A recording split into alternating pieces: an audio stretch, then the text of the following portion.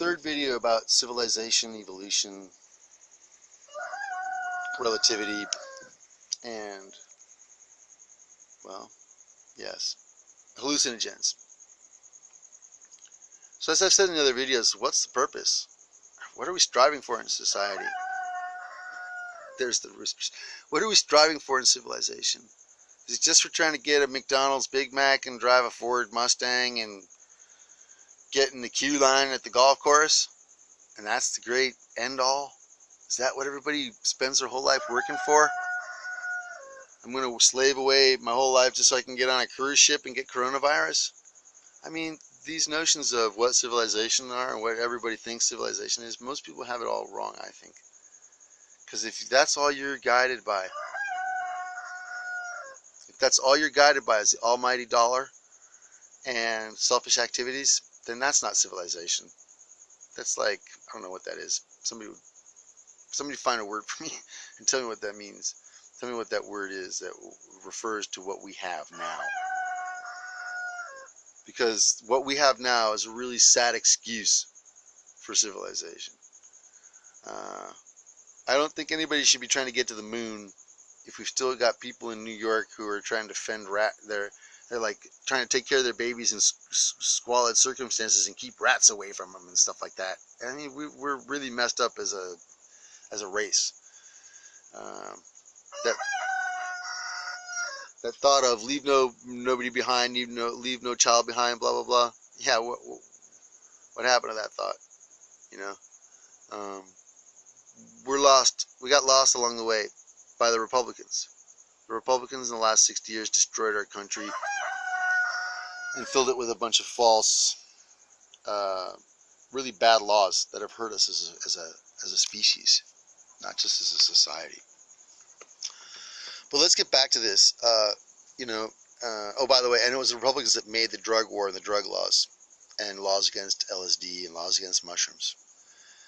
And they did that because they desperately want to control everybody's minds, and they don't want people to be free, even in their own mind.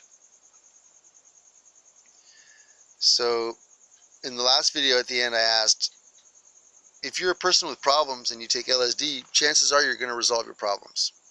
But what if you're a person that doesn't have problems? What if you're essentially a good person with no problems?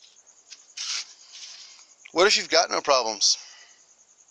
What if you're like, what if you take LSD and you're this really cool person who didn't have any obstacles to hold him back on his trip?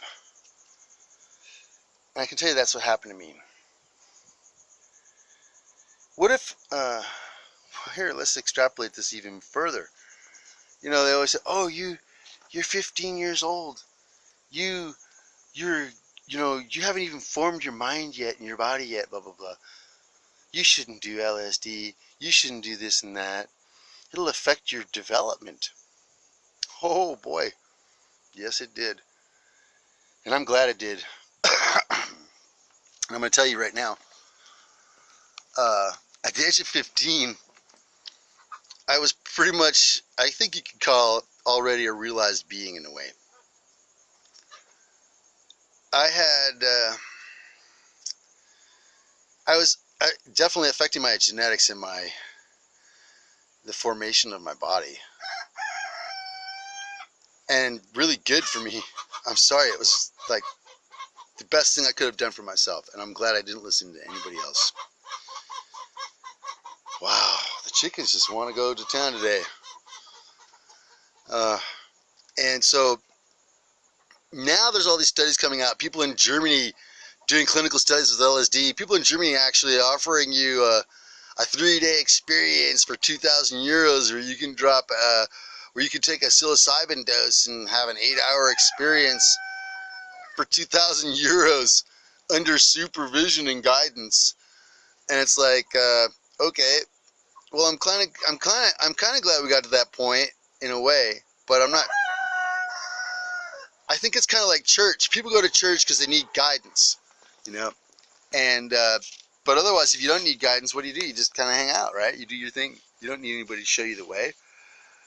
And so back in the 80s, I didn't have anybody to show me the way, you could say. There were no groups or clinical studies being done where I could go and participate and say, yeah, I feel good, this is right, and I'm being validated. I just did it on my own. And in fact, wow, that rooster really is very vocal right now, huh? In fact, my first experiences were not a group experience.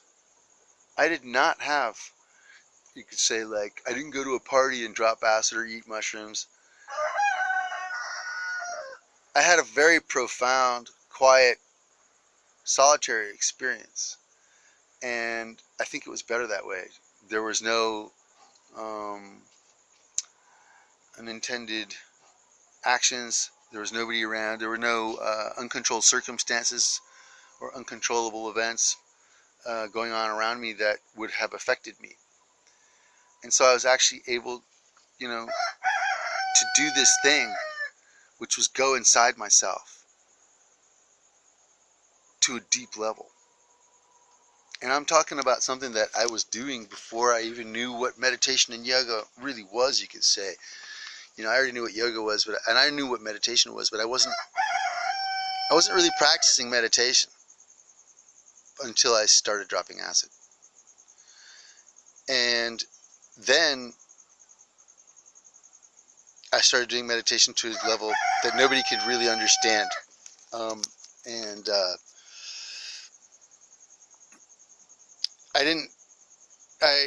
If I had any obstacles or problems as a young man, they were resolved in those first trips.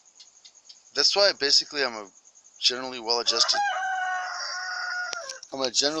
pretty much well-adjusted person to most circumstances. And it takes a lot to get my tail feathers ruffled, you could say. And believe me, they've tried. They've tried to ruffle my feathers all my life with some of the most horrible circumstances that I could say that nobody would ever want to go through. Nobody would ever want to go through.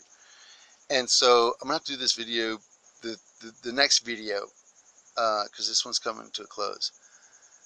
And I'm going to talk about my experiences with LSD and mushrooms and peyote and ayahuasca in the next video.